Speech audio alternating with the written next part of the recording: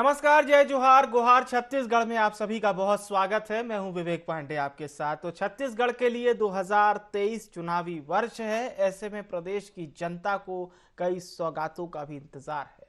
प्रदेश के मुख्यमंत्री भूपेश बघेल ने सौगातों की झड़ी लगाना भी शुरू कर दी है, जिसके तहत छत्तीसगढ़ सरकार शिक्षित बेरोजगारों को अब बेरोजगारी भत्ता देने जा रही है। बड़ा मास्टर स्ट्रोक भी माना जा रहा है। यह भत्ता अगले वित्तीय वर्ष से दिया जाएगा। वहीं विपक्ष में बैठी भाजपा यहां भी तंज का मौका नहीं छोड़ रही है। सुनवाते हैं क्या कुछ इस घोषणा पर किस तरह से घमासान मचा हुआ है, इसको सिलसिलेवार समझने की कोशिश करते हैं। जनता पार्टी अपने सरकार के रहते किसानों को बोनस दे नहीं पाई, किसानों को समर्थन मूल्य दे नहीं पाई, किसी बेरोजगारों को बेरोजगारी भत्ता दे नहीं पाई। उनके खुद के चुनाव में आदरणीय प्रधानमंत्री श्री मोदी जी ने वायदा किया था कि 2 करोड़ लोगों को रोजगार दिया जाएगा। उन्होंने तो कर नहीं पाया। तो उनको अपने गिरेबान में झांकना चाहिए कि उनकी सरकार ने बेरोजगारों के साथ कितना छल किया है। चाहे राज्य में 15 साल भाजपा की हुकूमत रही हो, तो चाहे केंद्र में भारतीय जनता पार्टी की सरकार है, तो बेरोजगारों के साथ लगातार छल प्रपंच करने का काम भारतीय जनता पार्टी ने किया है। इसलिए उनको प्रश्न करने का नैतिक अधिकार नहीं। मुख्यमंत्री जी को फिर से एक संदेश वाचन अपने और अपने मंत्रिमंडल के सदस्यों से और कौन कौन झंडा फहराने गए थे उनसे फिर से एक बार वाचन करवाना चाहिए। ये स्पष्ट नहीं है कि वो कब से दे रहे हैं। नए वित्तीय वर्ष का मतलब तो चुनावी झुंझुना माना जाएगा। उसको फिर से वाचन करें कि कांग्रेस पार्टी में यदि थोड़ी सी विश्वसनीयता है, जन घोषणा पत्र को आत्मसात किया और विश्वसनीय दस्तावेज मानते हैं, तो 17 दिसंबर 2018 से बेरोजगारों को भत्ता दें, और नहीं तो बजट आएगा, बजट के विभागों तक पहुंचने तक चुनाव की आचार संहिता आ जाएगी और ऐसी घोषणाओं का कोई मतलब नहीं है। 4 साल का बेरोजगारी भत्ता का हिसाब पहले मांगेंगे। पहले 4 साल का दो, फिर आखिरी साल का देंगे। अभी तो हिसाब मेरे को करना है कि 4 साल का बेरोजगारी भत्ता जितना है और जो उन्होंने वादा किया था उस हिसाब से पहले पेमेंट हो जाए, फिर आगे आने वाले साल का देखेंगे। पैसा न कौड़ी बजट में काहे चर्चा कर रहे हैं, समझ में नहीं आता। क्योंकि 4 साल तो कोई काम ही नहीं हुआ। कोई सड़क नहीं, कोई पुल नहीं, कोई पुलिया नहीं, कोई स्कूल नहीं, कोई अस्पताल नहीं। दुर्ग को छोड़ दें और पाटन को छोड़कर बजट कहाँ जाता है? पूरे छत्तीसगढ़ में और कहीं नहीं जाता। जो खरीदना है खरीदे, आखिरी साल है, उसके बाद तो काम खत्म। आखिरी साल है, जो घोषणाएं कर ले, जनता को छलने का काम 4 साल से छला है। जन घोषणा पत्र झूठा था और अभी आने वाले समय में भी न बजट है न पैसे हैं, और आगे आगामी बजट में आएगा तो 1 साल में कोई काम होगा नहीं। ये सिर्फ जनता की आंख में धूल झोंकने का काम। रमन सिंह, जो कि पूर्व मुख्यमंत्री हैं, छत्तीसगढ़ की सियासत को बखूबी समझते हैं, कह रहे हैं कि साल आखिरी है, जितनी घोषणा करना है कर लीजिए। ये सीधा निशाना था भूपेश सरकार पर, स्वयं मुख्यमंत्री भूपेश बघेल पर। चर्चा को शुरू करते हैं। खास मेहमान हमारे साथ जुड़ चुके हैं। अंशुल मिश्रा जी प्रवक्ता हैं कांग्रेस पार्टी के, उमेश गोरमोडे साहब जुड़ चुके हैं, प्रवक्ता हैं भारतीय जनता पार्टी के, और छत्तीसगढ़ के वरिष्ठ पत्रकार पीसी रथ साहब हमारे साथ जुड़ चुके हैं। आप सभी मेहमानों का बहुत बहुत स्वागत है। मिश्रा जी, आप युवा भी हैं और युवाओं के लिए बेरोजगारी भत्ता की घोषणा हुई है, लेकिन बीजेपी कह रही है कि जब चुनावी साल में प्रवेश कर गए तब अपने वक्तव्यों में कांग्रेस ने इस बात को निकाला है। तो क्या ये चुनावी साल में कही हुई चुनावी बात है, या फिर आप लोगों का इंटेंशन था शुरू से इस तरह का? विवेक जी, मेरे को आज जो चुनावी सरगर्मी चल रही है और युवाओं की इतनी बात हो रही है, तो मुझे अटल बिहारी वाजपेयी जी की 2 लाइनें याद आती थी कि सरकारें आएंगी जाएंगी, लोग आएंगे जाएंगे, देश जिंदा रहना चाहिए, युवा जिंदा रहना चाहिए। चुनावी वर्ष है और काम हो रहा है, ऐसा जो व्यक्ति कहता है, मुझे ऐसा लगता है कि अटल बिहारी वाजपेयी जी के इस वक्तव्य के विरोध में खड़ा होता है। और हम कांग्रेसी तो कभी खड़े नहीं होंगे, क्योंकि हम भी यह समझते हैं कि सरकारें आएंगी जाएंगी, लोग आएंगे जाएंगे, लेकिन देश रहना चाहिए, युवा रहना चाहिए, राज्य रहना चाहिए, पक्ष रहना चाहिए और विपक्ष रहना चाहिए। इसी का प्रतिरूपी है कि आज हम युवाओं को बेरोजगारी भत्ता देने जा रहे हैं। लेकिन पहली प्रायोरिटी हमारी जो महोदय रही है, पहली प्रायोरिटी युवाओं को रोजगार देने की रही है। हम यह समझते हैं कि युवाओं को जब आप रोजगार देंगे तो बेरोजगारी भत्ते की आवश्यकता ही नहीं पड़ेगी। इसी की प्रतिरूपी पुनः यह है कि आज संपूर्ण हिंदुस्तान में सबसे कम बेरोजगारी दर हमारी माता रानी छत्तीसगढ़ माता के ऊपर हुए। यह बहुत गौरव और शौर्य की बात है। यह तो हो गई छत्तीसगढ़ की बात। अब मैं राज्य शासन की बात कर देना चाहता हूं। उसके बाद जो बेरोजगारी दर के बाद भी जो हमारे युवा बचे हुए थे, अगर उनको हम बेरोजगारी भत्ता दे रहे हैं तो हम उनको क्या दर्द दे रहे हैं? वो रमण का रावण शासन काल अब नहीं है महोदय, जब कह दिया जाता था कि 500 रुपए बेरोजगारी भत्ता देंगे और आज तक नहीं दिया। वह शासन काल नहीं है, रमण का शासन काल नहीं है जब कह दिया जाता था कि किसानों को बोनस दिया जाएगा और रातों रात खाद दिया जाता था। उमेश गोड़ेमोरी जी शायद इस बात का जवाब देंगे। हम तो सिर्फ उसी लाइन पर आज कायम है कि देश था, है और रहेगा। राशि तो आपने भी अभी हालांकि बताई नहीं है, राशि कितना रहेगी हो सकता है, ये अभी जानकारी नहीं मिली है आपकी ओर से। हाँ, यह विधि का विधान, संविधान का नियम और लोकतंत्र की खूबसूरती और जमहूरियत में हम रहते हैं उसकी प्रतिलिपि है। क्योंकि इसके पीछे कैबिनेट की बैठक होगी, इसके बाद सचिव के साथ बैठक होगी। छत्तीसगढ़ में कितना कोष है, छत्तीसगढ़ में कितने युवा हैं, कितने रोजगारिता को प्राप्त कर रहे हैं, कितने बेरोजगारिता को प्राप्त कर रहे हैं, इसका पूरा खाका तैयार होने वाला है। आने वाले भविष्य में आपको और हमको, पूरी जनता जनार्दन को यह पता चल जाएगा कि जो बेरोजगार हैं उनको कितना भत्ता मिलने वाला है और किसको क्या मिलेगा, किसको क्या नहीं मिलेगा। लेकिन मैं ये वादे और दावे कह सकता हूं कि सबको सर्वे भवन्तु सुखिना की परिपाटी पर यह छत्तीसगढ़ शासन जो आज तक काम कर रहा था आगे काम करते हुए नजर। गोड़ेमोड़ी साहब, जो कस के यॉर्कर फेंकी थी आपने, यानी आपके पार्टी ने, तो उसका जवाब तो अटल जी की वक्तव्य से मिश्रा जी ने दे दिया। लेकिन क्या वाकई में जो कांग्रेस आरोप लगा रही है कि आपने अपने समय में 15 साल के समय में बेरोजगारों के लिए कुछ नहीं किया? क्योंकि वक्तव्यों में तो ये नजर आ रहा है कांग्रेस के। देखिए, मेरे छोटे भाई अंशुल ने अटल जी को याद किया, तो अटल जी को याद करना ही नहीं, अटल जी को किस प्रकार से उनके बताए मार्गों पर चला जाता है, इसको भी आत्मसात करने की आवश्यकता है। इन्होंने अटल जी के कविता का जिक्र किया, सरकारें आएंगी जाएंगी पर मेरा देश रहना चाहिए, मेरा प्रदेश रहना चाहिए।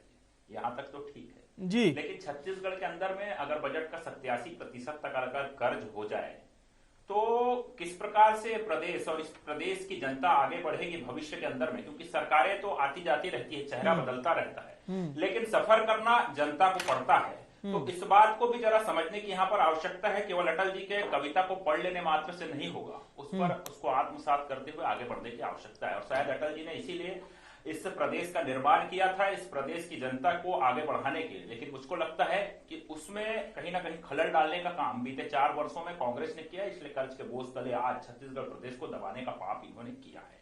जिस प्रकार से बेरोजगारी भत्ता का विषय यहाँ पर निकल करके आ रहा है और माननीय मुख्यमंत्री भूपेश बघेल जी ने जिस प्रकार से बेरोजगारी भत्ते की यहाँ पर घोषणा की है, तो ये उनकी आदत में शुमार है। मेरे ख्याल में कांग्रेस के तमाम नेताओं को घोषणा करना और घोषणे का झुनझुना जनता को छलने और ठगने के लिए देने का काम लगातार कांग्रेस के नेता करते रहे हैं। जिस प्रकार से इन्होंने घोषणा की थी 2018 के अंदर में, और वही राहुल गांधी जी, वही टीएस सिंहदेव साहब, और किस प्रकार से टीएस सिंहदेव साहब ने उस घोषणा पत्र का छत्तीसगढ़ की जनता के साथ वाचन किया था सामने, और किस प्रकार से 4 वर्षों में छलने और ठगने का काम किया। उन्होंने कहा था 2500 रुपए भत्ता देंगे, लेकिन ये आज 4 वर्ष के बाद उसको लेकर के फिर से घोषणा कर रहे हैं, लेकिन ये कब से देंगे इस बात का ये उल्लेख नहीं करते। और यदि इन्होंने 2018 के अंदर में घोषणा किया था तो ये 17 दिसंबर 2018 से क्यों नहीं देते हैं? और यदि अभी घोषणा कर रहे हैं तो ये बीते 4 वर्षों का हिसाब किताब उमेश जी, 2500 वो सवाल आपके सरकार के समय से लेकर भी कर रहे हैं कि हम तो दे रहे हैं या भविष्य में देंगे, उस पर काम चल रहा है।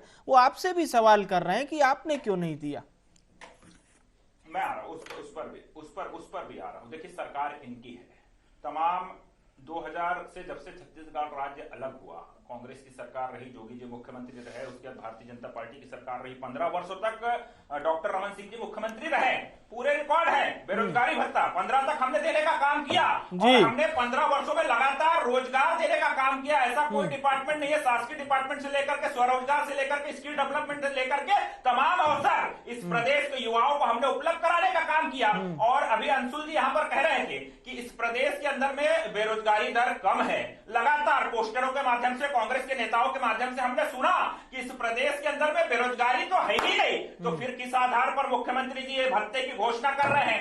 यदि आप एक तरफ भत्ते की घोषणा कर रहे हैं तो क्या आपका पहले कहा गया वक्तव्य झूठा था क्या? और यदि पहला कहा गया वक्तव्य अगर झूठा नहीं था तो आज किस आधार पर? ठीक है, ये अहम बात आपने कही है, इसका हम जवाब लेंगे। तो ये मुझको बता दें बिल्कुल, कितने बेरोजगार छत्तीसगढ़ के अंदर में है? हाँ, इस बात का जवाब दे दें। बिल्कुल, आपकी इस बात पर जवाब भी लेंगे सर। हाथ जोड़ करके अब हम पीसी रथ साहब से जुड़ते हैं।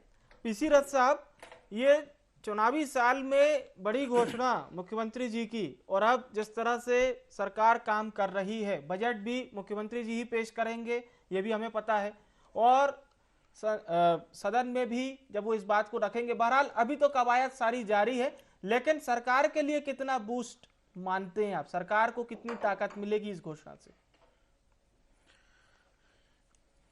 देखिए, सरकार को तो ताकत जो मिलनी थी वो 72 विधायकों से मिल चुकी है, लेकिन सरकार को आगे वाले चुनावों में क्या ताकत मिलेगी, चुनावों में पार्टी को क्या ताकत मिलेगी, जो पार्टी दांव ठोक करके अभी उतरेगी चुनावों में, विधानसभा चुनावों में।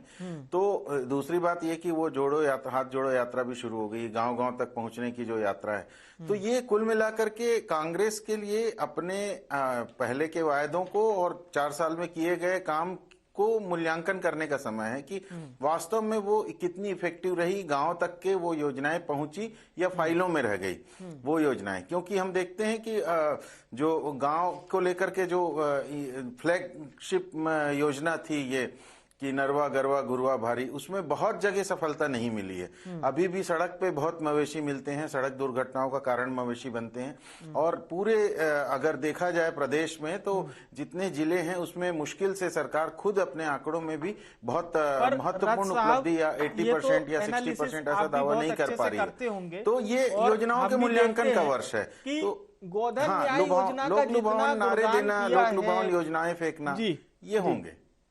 गोधन न्याय योजना का जितना गुणगान किया है तो ये तरह तरह की नई योजनाएं आएंगी। जी जी सर, बोलिए। हाँ, बिल्कुल बिल्कुल। तो उसी तरह से ये बेरोजगारी भत्ते को लेकर के जो योजना है ये उतरेगी, साकार कब होगी ये देखना होगा, क्योंकि अब समय सरकार के पास बहुत कम बचा है। अब जो समय है उसमें कैसे मूल्यांकन किया जाएगा, क्योंकि 4 साल का जो समय था, जो व्यक्ति 2018 में बेरोजगार था, क्या उसे 19 में नौकरी मिल गई, क्या 20 में उसको नौकरी मिल गई, ये सारे आंकड़े आने बाकी हैं। अभी सिर्फ ये एक तरह से घोषणा है, ये सिर्फ एक किस्म का, जैसा कि हमारे साथी ने बताया कि एक झुनझुना की तरह पकड़ा दिया गया है।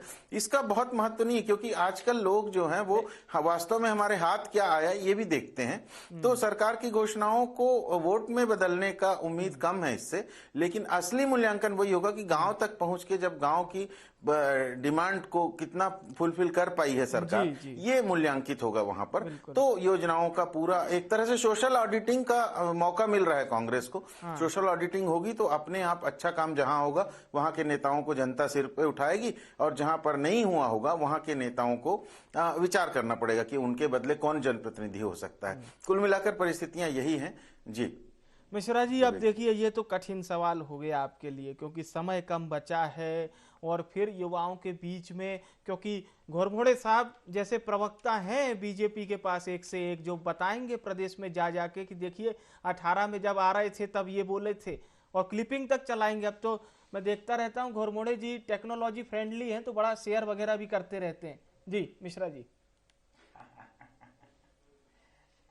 इसे कहते हैं खिसियानी बिल्ली खंबा नोचे महोदय। मैं आपके न्यूज चैनल के माध्यम से यह कह देना चाहता हूं, मुझे इस न्यूज चैनल पर आपके शो पर बहुत भरोसा है और मैं कई बार यहां पर आया जी सर, बोलिए। यहां पर कम से कम झूठ तो नहीं चलता। बहुत उम्दा शो है और आप भी बहुत उम्दा काम करते हैं, लेकिन गोरमेले जी के ऊपर राजनीतिक दबाव कैसा आ गया कि वो बोलते बोलते झूठ बहुत बड़ा बोल गए। उनका पर्दाफाश करूंगा और बिंदुवार तरीके से जवाब देने का प्रयास करूंगा। 2500 रुपए युवाओं को हम देंगे, अगर ऐसा घोषणा पत्र में कहीं लिखा होगा तो आज दिनांक में मैं अंशुल मिश्रा, कांग्रेस पार्टी का प्रवक्ता, राजनीतिक जीवन से परित्याग करने तैयार हूं। सबसे पहला झूठ बीजेपी का और उमेश गोरमोड़े जी का। एक बात। दूसरी बात, इन्होंने कहा कि हमने पोस्टर चिपकाए थे कि बेरोजगारी नहीं है, बेरोजगारी नहीं है, बेरोजगारी नहीं है। जी हां, हमने पोस्टर चिपकाए थे और छत्तीसगढ़ में सच में बेरोजगारी नहीं है। लेकिन हम यह समझते हैं कि अंत्योदय की अगर परिपाटी पर काम करना है, सर्वे भवन्तु सुखिनः की परिपाटी पर अगर हमको काम करना है, तो अंत में खड़ा हुआ एक भी व्यक्ति छूटना नहीं चाहिए, क्योंकि वह भी वोट देता है। जमहूरियत में हम रहते हैं, वो जनता जनार्दन है, वह हमारा भगवान है।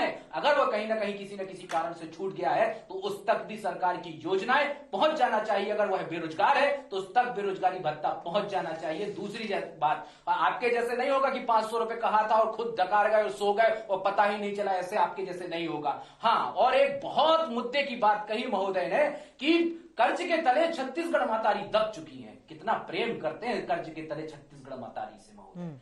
अटल बिहारी वाजपेयी की एक और लाइन में बोल देना चाहता हूं। अटल बिहारी वाजपेयी ने यह कहा था, आज तो अटल बिहारी वाजपेयी जी हमको याद आते हैं। उन्होंने यह कहा था महोदय कि जनता जनार्दन होती है इस जमहूरियत में, भगवान होती है, वह उसको सर माथे बिठाना चाहिए। और हाँ, मैं अंशुल मिश्रा, कांग्रेस पार्टी का प्रवक्ता, जिम्मेदारी के साथ यह कहता हूं कि जनता जनार्दन की सेवा के लिए हमने कर्ज लिया है। और 80,000 करोड़ आप कहते हैं, अगर हमें 8 लाख करोड़, 80 लाख करोड़, कितना भी कर्ज लेना पड़े, हम लेकर रहेंगे, जनता जनार्दन की सेवा करते रहेंगे। क्योंकि अटल बिहारी वाजपेयी जी ने यह कहा है कि लोकतंत्र विधि में जनता जनार्दन होती है। एन करेन प्रकारेण किसी भी समस्या आए, लेकिन जनता जनार्दन की सेवा होनी चाहिए, होनी चाहिए, होनी चाहिए। वही सेवा आज हो रही है और बीजेपी के छठ नेताओं को पेट में दर्द हो रहा है। इसी की प्रतिलिपि है कि उमेश गोरमोड़े जैसे युवा नेता आज दबाव में काम करते हुए नजर आ रहे हैं। इससे यह सिद्ध हो जाता है कि विपक्षी जब दबाव में हो जाए तो सरकार उम्दा काम कर रही है। और यही इसी के लिए मैं कहता हूं कि काका था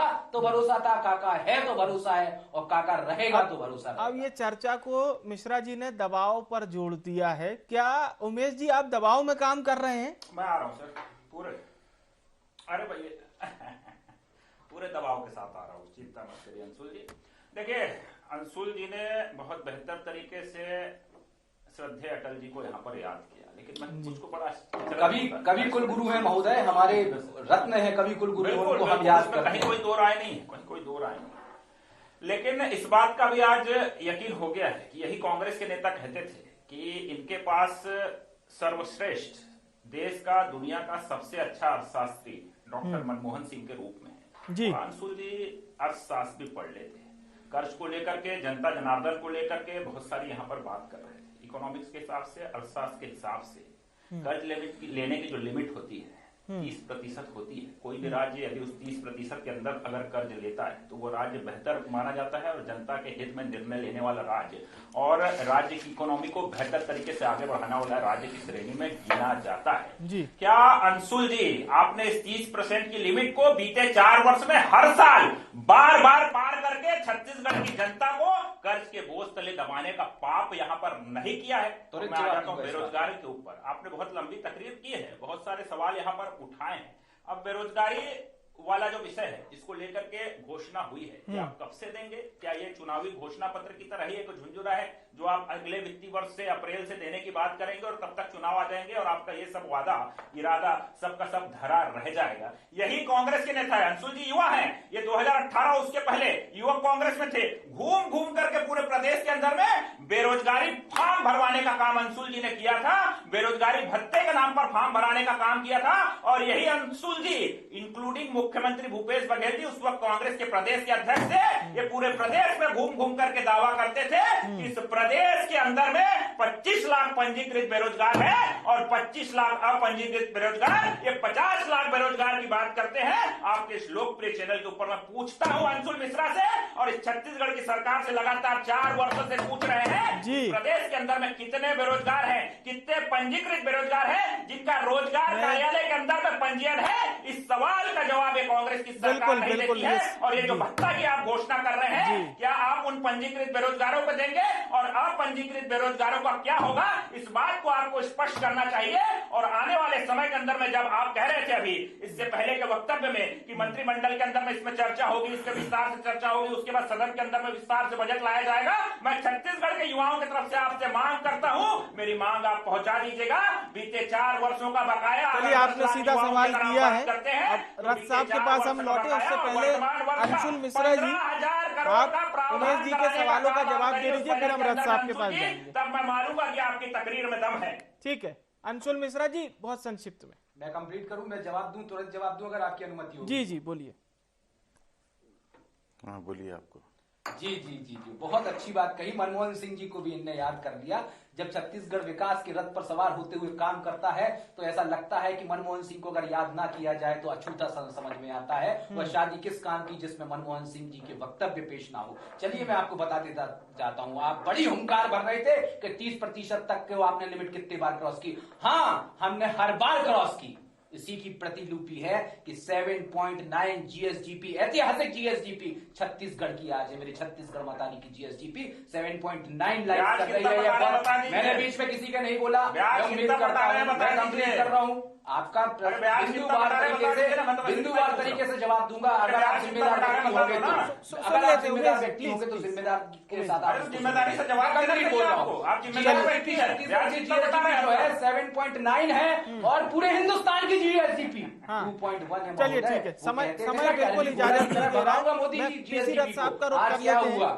अब पीसी रथ साहब, चूंकि चर्चा दोनों ही सम्मानित प्रवक्ता, और आज तो मुझे जिस तरह से उमेश जी बार बार शायद डेस्क को वो कर रहे थे, तो मुझे तो सदन की याद आ गई। सदन में जैसे विधायक तहरीर करते हैं, अपनी बात रखते हैं, तो ठीक है। और बहुत अच्छे से अंशुल जी ने भी अपनी पार्टी का और सरकार का पक्ष रखा है। रथ साहब, एक फाइनल कमेंट आपका इस चर्चा के जो सारांश है बिल्कुल उसको प्रकट कीजिए सर। आखिरी 9 महीने सर फिर सदन हमारा ही है।